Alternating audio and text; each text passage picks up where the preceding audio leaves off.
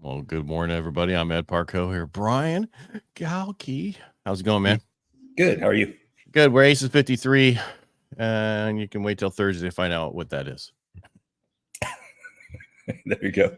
Well, I mean, I always go through a whole thing every time, but Aces53 is basically attitude, commitment, enthusiasm, and smile. 53 is the first Joker in the deck, which is your unique ability. It's just an easy catchphrase. It covers everything.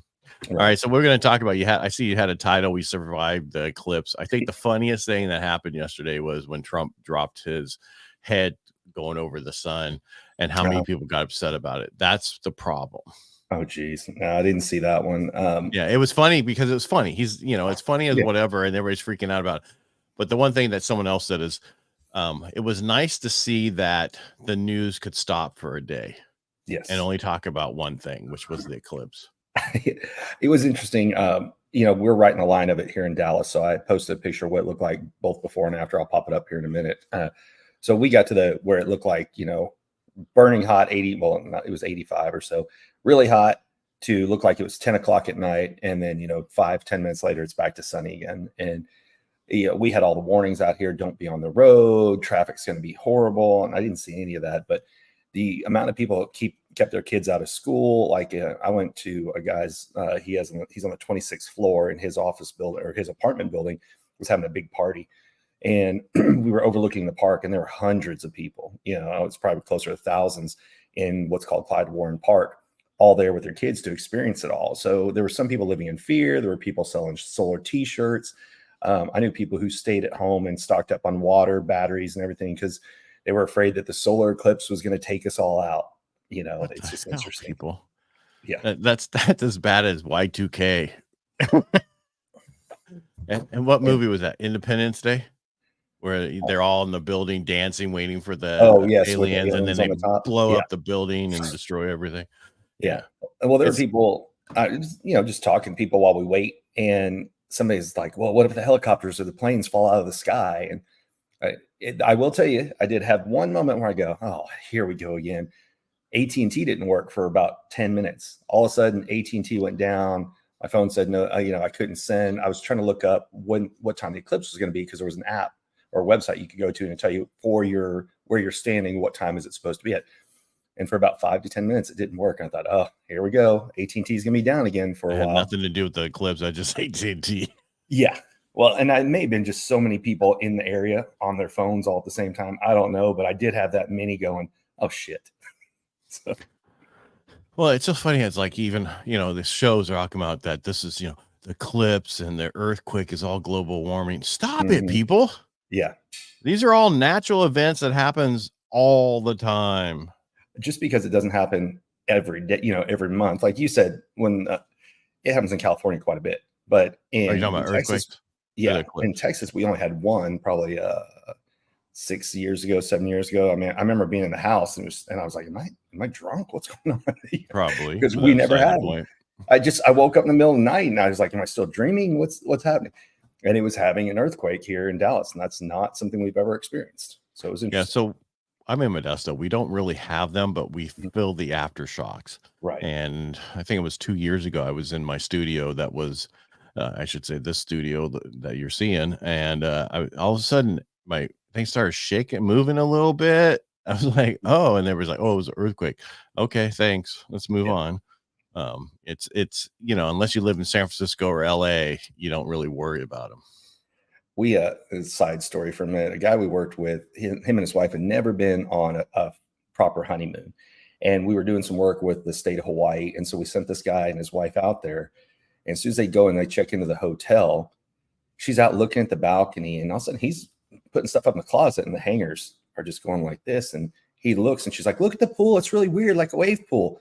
He's like, "Come in off the balcony." And they were having an earthquake.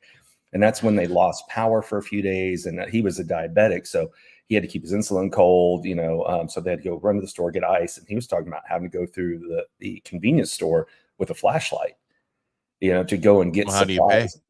What's that? How do you pay? That's a good question. You have cash. You have cash.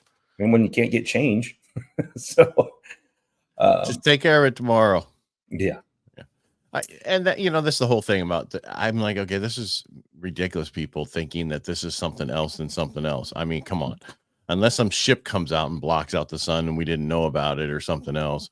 But I thought funny as some of the other days, or in the past, so many years have said, I hope we never find life on another planet because we'll send money to it.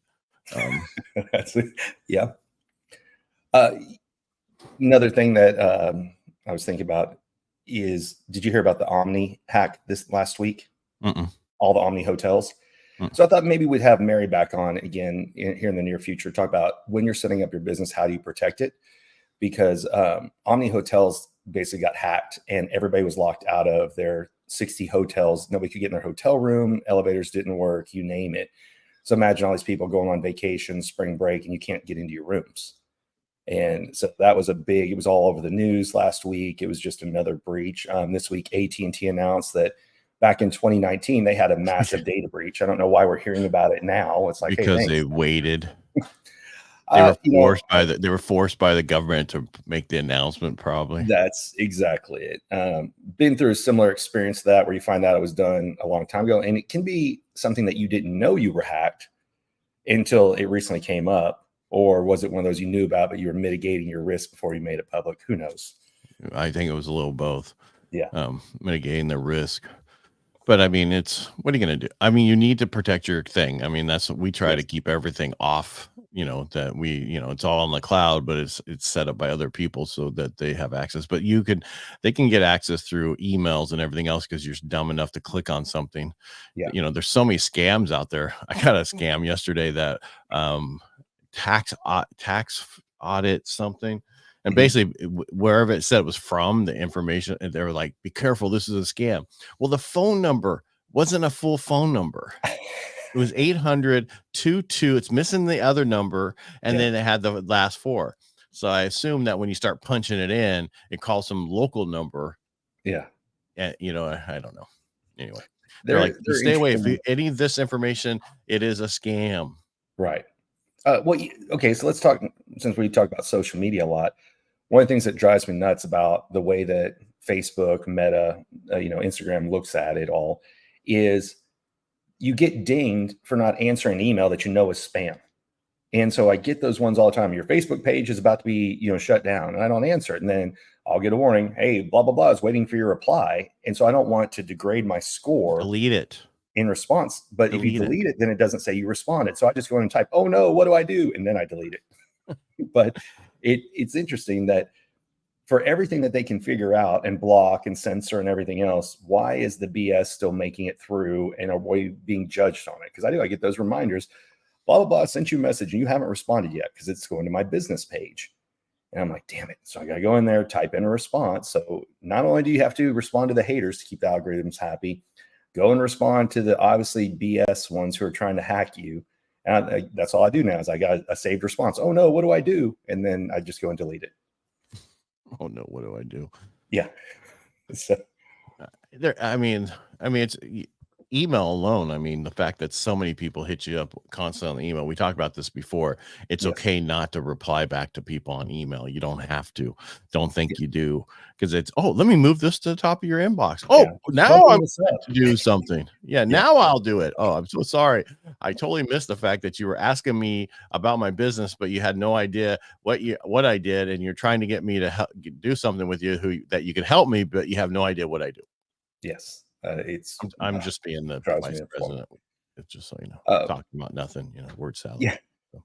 It's funny. The ones who send one over, if you send me one and you have 40 posts and 500,000 followers, I'm not going to buy followers. Number one.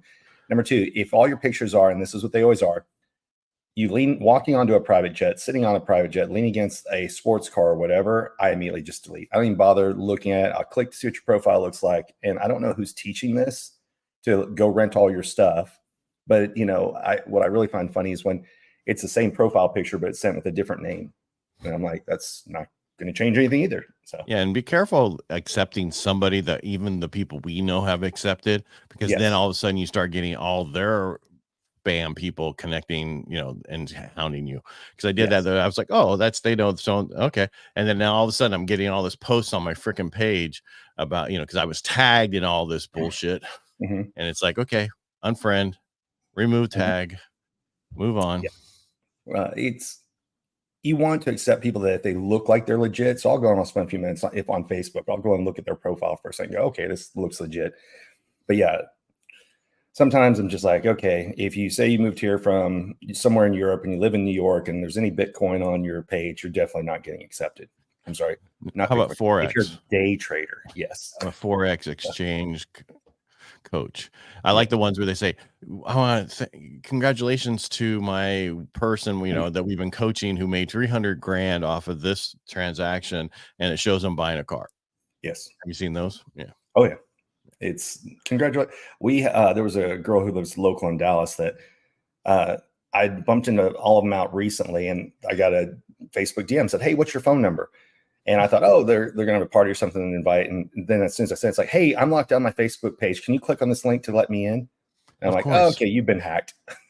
But of course I will. Yes. Let me just get right on that. But I'll only send some Bitcoin while I'm at it. Yes, exactly. But kind of picking back today? up. Or is this all for 11 minutes? We've been talking about the Eclipse.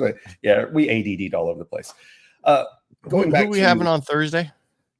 We are going to have someone who comes from the financial industry. And it was interesting because she came from being a corporate employee for a long time. Then she went in to be a fractional CFO, and she's already written one book and she's writing a second book also. And so that's one of the things going back to what are the ways to stand out. She has a podcast. She's written a book. She's working on her second book. I was just on a mastermind right before this, and it's interesting.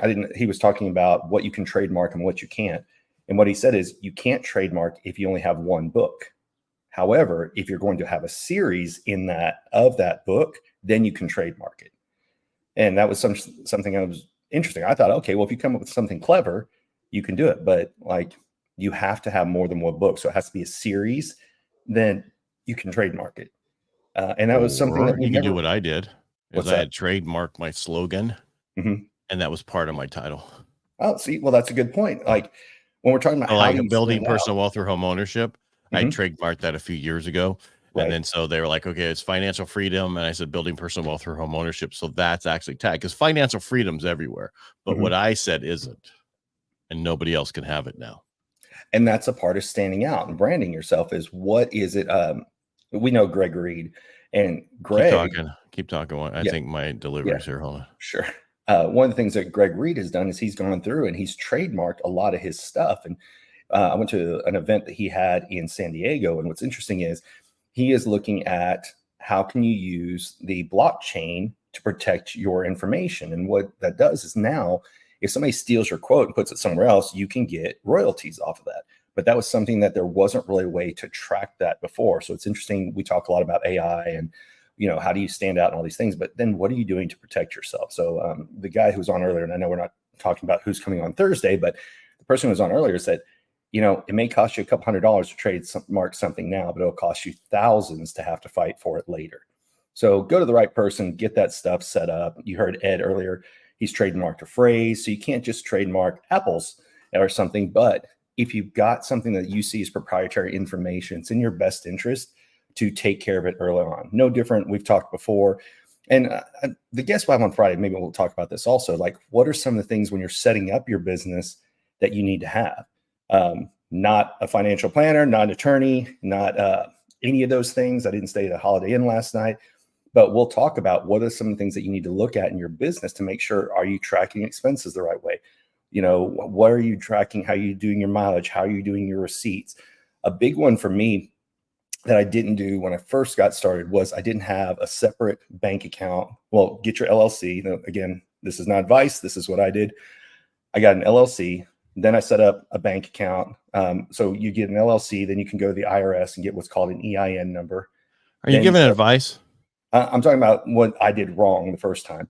And then once you get that account, use that separate from your personal stuff. I made the mistake early on of mixing business and pleasure, not on purpose, but I just didn't know any better. And when it came time to do taxes, it was a nightmare. So that's some things that we'll talk about with our guests. But more importantly, how did she go from, let's just talk about CFO. Look, my lighters came in for our fire walk. Nice. Yeah, and Very then cool. the Rotaries on the backside. I walked April 12th and 13th, one of those days. So for people who don't know, it's this coming weekend, right? The 11th. Yep. You tell me what days. It is the 12th and 13th, according to the lighter. There you go. But what's pretty cool is when you get it, it comes in a little box and it has a feet on it. And when you touch, they're raised. I mean, it's really cool. Yeah. So there's the website. For anybody who hasn't been listening in the past, since we're live right now, what did you put together for vets, Ed? Nothing at all. I'm the president of my Rotary, Modesto Sunrise Rotary. This year I wanted to do more for veterans in our community, did a few different things. And then I talked to Dave Albin of Firewalk Adventures on a podcast. He wanted to do stuff for veterans, Firewalk veterans. I said, let's do it. And we put it together here. This is the inaugural one, Firewalk. And the goal is my goal. Yeah, everybody's like, how many people are going to have? Well, the place seats 225 each day. But I'm like, if I help 5 vets, if I help 1 vet, that's all I care about. Right. It's not about having hundreds and hundreds of people to walk. It's about helping that one person who is going to potentially commit suicide. And we're helping them not do that by coming to the Firewalk. That's what I'm trying to help. Gotcha. I got to get some lighter fluid. I don't think you should be trusted with those things, but yes. Yes. What we're talking about while you're gone is just like who our Joker's going to be, a little bit what they're going to talk about. Back to what you said, I went through an attorney and I did the same thing. I got LLC, and then they help you get your ID with the IRS and all that stuff, and then you open up a bank account because you got to be legit. The one thing that I know of being around since the 80s is the fact that more and more IRS agents is what we had in the 80s into the 90s, and that all they did is went after Schedule C employee, people. So if you write it off as a Schedule C, you're going to be audited. Yeah, I think a lot of people. That's just a premonition. Yeah, a lot of people started side businesses during the pandemic, or the Great Resignation. You name it. I don't know. I take it back. I know very few people who don't have a side hobby or business this day and age, even if they have a full-time career. And it doesn't matter if it's affiliate marketing something. If I was talking to a friend who lives in Arizona, she's buying clothes for cheap and reselling it individually. In a lot of the masterminds you and I go to, people have multiple businesses that are going on. Affiliate. A lot of them is affiliate stuff. Absolutely. Well, what are some of the affiliation links that you have, like for software and stuff? Well, Opus. So I have Try Opus Clips. Get Opus Pro. I have what is the other one? TriCast Magic. Yeah. So anything I deal with, those 2 things as affiliate. I do something for StreamYard. I do something, everything that's out there.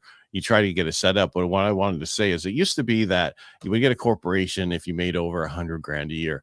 I would tell you to get a corporation to protect you. Period. Absolutely.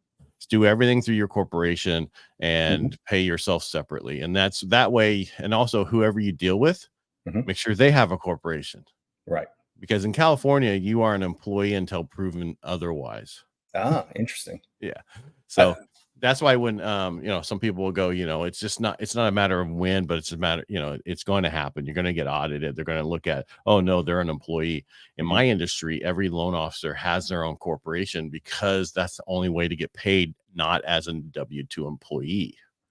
Well, and going back to what you're talking about the hiring of additional IRS agents, they've also said if you've ever received, more than $600 on Venmo or PayPal, that didn't go through. Oh, it didn't go through? Yeah, they're not really focusing on that right now. I don't know. I think that regardless of who's in charge, the government's always going to need more money. So I can see audits going up in the future. They're going to have to, because they are spending this today. The defense budget is $418 million or something like that, and we spent 430 or 40 million on interest for our debt. So our interest on our debt is greater than what we spend on security for our country. That's pretty sad, Brian. I know, it's nuts, but kind of going back to you asked me before you left before, who's going to be your Joker, or who's our Joker? We're talking about taxes, so I just thought I'd throw that out there. Yeah. What I like about the person who's coming on is, mentioned before, so left corporate America, started doing her own thing. She's very honest about it wasn't easy, but then, she got the right coaches. She got in the right rooms. She's written a book. She speaks. And while we're talking about speaking, there's a very, very big misconception. Just because you look busy on social media doesn't mean you're getting paid for everything. And I'm a good example of that. I'm not paid for every gig that I'm on. Some it's just paid travel. Some it's because I want to be in the right rooms. And that's what people often misunderstand is you can be busy and be broke at the exact same time.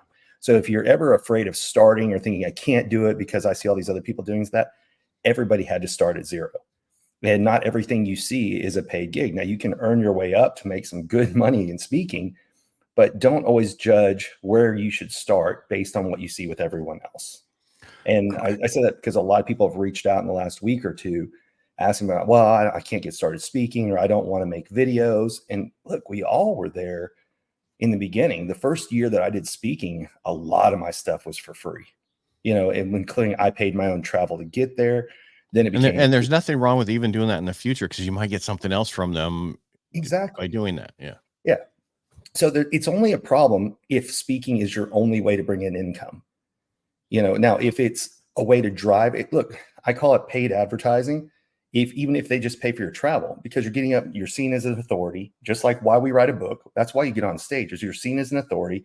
You get to share information with more than a one-to-one person, and you get to interact with them. A book is a great thing. Podcasts are great things, but you don't know who's devouring them and when. But when you're in a room on a stage speaking, stick around. When you're done speaking, don't leave, because that's where you form the relationships, and that's what can lead to future business as well. I agree. But, back to if you write a book, it's not free. It's Right. thousands and thousands. If you do it right, where it looks amazing cover, everything. I've never seen an amazing cover and book with someone doing it for $8,000 or $5,000 or whatever. It's usually in the 20 to 40 range. Right. Just because of the quality that you're looking for. It depends on what you're looking. When I did my book, I didn't want it to be something that was like, oh yeah, I did my book, but it was okay. Yeah. Well, the misconception that when I first got into this industry was, oh, you go to a big, production company, you're going to get a big advance. And then that's not necessarily the way it is anymore. Far more people are doing self-publishing than are going to the larger corporations. Now, there's advantages to both. It all depends on what you're looking for. We talked to somebody earlier who they got a $150,000 signing bonus to write their book. And then they were supposed to make money off the residuals of book sales in the future. And they said they hardly ever see anything after that. But that money's what got their business to float and get out there and do some things. But if you never want to talk about what you wrote, get that check then. Exactly. I was on a different event with Greg, and he was talking about like when they license a book to a new country in a new language, you do get an upfront because they buy the rights to it and everything else. But that's the question.